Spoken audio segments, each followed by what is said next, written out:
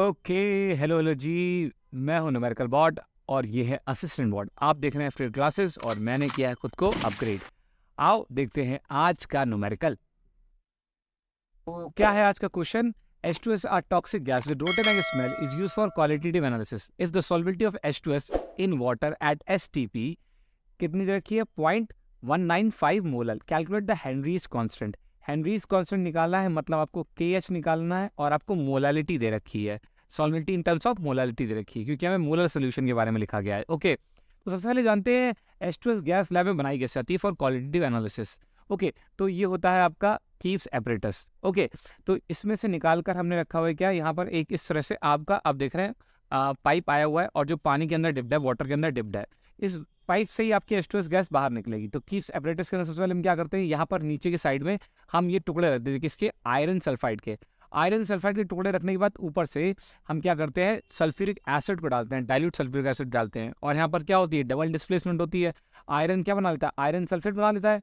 नीचे आएगा जैसे से आपका सल्फ्यूरिक एसिड, तो यहाँ पे क्या बनेगा, आयरन सल्फेट। और आपकी गैस बनेगी कौन सी, हाँ बिल्कुल सही, हाइड्रोजन सल्फाइड यहाँ से लिबरेट होगी। हाइड्रोजन सल्फाइड लिबरेट होकर भागेगी तो ऊपर ब्लॉक है, कहाँ जाएगी, इस पाइप के थ्रू इस वाटर की तरफ आ जाएगी। जैसे यहाँ बबल्स फॉर्म होंगे, दिखने लगेंगे आपको, समझो कि H2S गैस क्या हो गई, बनने लगी। आओ क्वेश्चन वापस चलते हैं। तो यहाँ गिवन क्या है, सॉल्युबिलिटी इन टर्म्स ऑफ किसके, इन टर्म्स ऑफ को आपको दे रखी मोलरिटी के। अब जानते हैं मोलरिटी का फॉर्मूला क्या होता है। तो मोलरिटी का फॉर्मूला होता है number of moles of solute divided mass of solvent. Mass of solvent मतलब क्या है, यहाँ पे यही बात इंपॉर्टेंट होती है, mass of solvent in KG दे रखा होता है। तो वैसे शॉर्ट में क्या बोल सकता हूँ, क्या मोलालिटी इज इक्वल्स टू वही N by capital W in KG, मतलब मास ऑफ सॉल्वेंट इन केजी। अब क्या क्वेश्चन में गिवन है, तो गिवन है 0.195 is equals to N by capital W KG. तो इसको मैं ऐसे कह सकता हूँ, N by W KG equals to 0.195 divided by 1। देखो इस इक्वेशन से पता चल रहा है कि अगर मोल्स कितने हो जाए, अगर जो मोल्स ऑफ सोल्यूट है वो हो जाए कितने, 0.195 हो जाए, देन जो मास होगा उस वक्त सॉल्वेंट का कितना हो जाएगा, 1 kg हो जाएगा। इक्वेशन आपको ये बता रही है। तो अगर मास 1 kg हो जाएगा तो मैं बोल पाऊंगा कि 1000 ग्राम हो गया किसका मास, पानी का मास, मतलब वाटर का मास।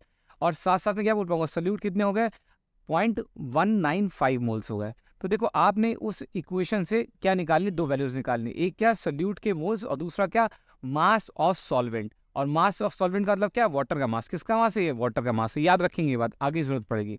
अब इन दोनों के हेल्प से हम क्या करेंगे, तो देखो हमें आगे क्या करना है, क्वेश्चन में क्या करना है। तो हमें सबसे पहले हेनरीज लॉ तो लिखना पड़ेगा, क्या होता है। तो हेनरीज लॉ क्या कहता है, पार्शियल प्रेशर ऑफ गैस। जितना गैस पार्शियल प्रेशर लगा रही है सोल्यूशन के ऊपर, जितना हमारा सॉल्वेंट नीचे बैठा, जो सॉरी आपका लिक्विड है उसके ऊपर जो प्रेशर लगाया जा रहा है, वो कितना होता है, उसकी मोल फ्रैक्शन के प्रोपोर्शनल होता है। कौन से मोल फ्रैक्शन प्रोपोर्शनल होता है, जो लिक्विड के अंदर प्रेजेंट है, मतलब घुस चुका है जो लिक्विड के अंदर, उसके प्रोपोर्शनल होता है, जितना वो पार्शियल प्रेशर लगा रही होती है गैस किसी भी किसके ऊपर, लिक्विड के ऊपर।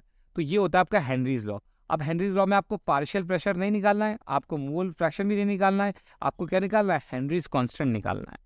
तो आओ देखते हैं कैसे हेनरीज कांस्टेंट निकाल सकते हैं। सबसे पहले तो हम लोग मोल फ्रैक्शन को क्लियर करते हैं यहाँ पे कि मोल फ्रैक्शन कैसे निकलेगा और क्या होगा H2S का मोल फ्रैक्शन, वहीं से शुरुआत करते हैं।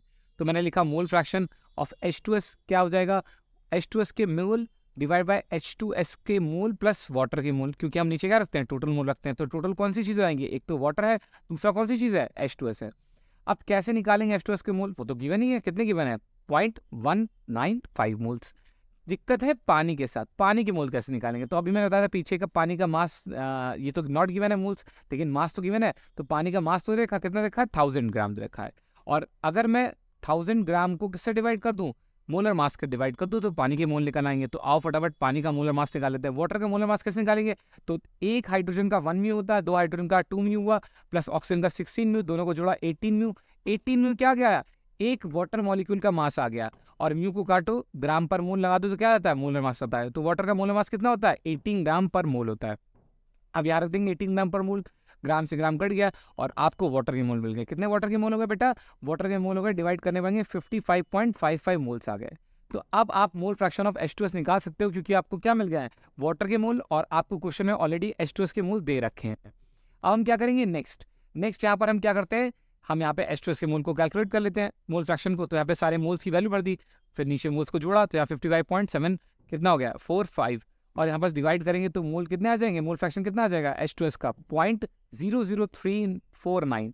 ये क्या आ गया, मोल फ्रैक्शन आ गया, क्योंकि ऊपर भी मोल होता है नीचे भी मोल का ही नंबर होता है, तो मोल से मोल कैंसिल आउट हो जाते हैं, इसीलिए यूनिटलेस बनता है। कौन सी चीज़? Mole fraction. मोल फ्रैक्शन कैसा होता है बेटा? यूनिटलेस होता है। अब देखो मोल फ्रैक्शन निकल आया। अब फिर से फॉर्मूले वापस चलते हैं। Partial pressure of the gas is equals to Henry's constant into mole fraction of gas in the liquid. Okay, अब यहाँ पर से हम क्या लिख लेते हैं? Henry's constant equals to partial pressure of the gas divide by mole fraction of that gas. अब देखो बेटा यहाँ पे क्या है? Partial pressure. पार्शियल प्रेशर तो दे नहीं रखा है, तो देखो पार्शियल प्रेशर दे नहीं रखा, लेकिन कंडीशन लिखी है एसटीपी। एसटीपी का मतलब क्या होता है? एसटीपी का मतलब होता है standard temperature and pressure. Standard temperature and pressure कितना माना गया है? तो लैब में स्टैंडर्ड टेम्परेचर को माना गया 0 डिग्री या 273.15 कैल्विन। ये हो गया कमरे का टेम्परेचर। और प्रेशर कितना माना गया उस टाइम पे? 1 एटीएम। कितना माना गया? 1 एटीएम। तो हम यहाँ प्रेशर कितना भर सकते हैं? 1 एटीएम भर देंगे। और मोल फ्रैक्शन कितना? वो तो अभी हमने ऊपर निकाला था। मोल फ्रैक्शन यहाँ लिख देंगे। इससे इसको डिवाइड करेंगे, क्या आ जाएगा? हमें हेनरीज कांस्टेंट मिल जाएगा। क्या मिल जाएगा? हेनरीज कांस्टेंट कितना हो गया? 286.53। एटीएम क्यों लिख रहा हूँ मैं? क्योंकि यहाँ पे मोल फ्रैक्शन की कोई यूनिट होती है और इसकी यूनिट कितनी है? एटीएम है। तो आंसर किस में आएगा? एटीएम में आएगा।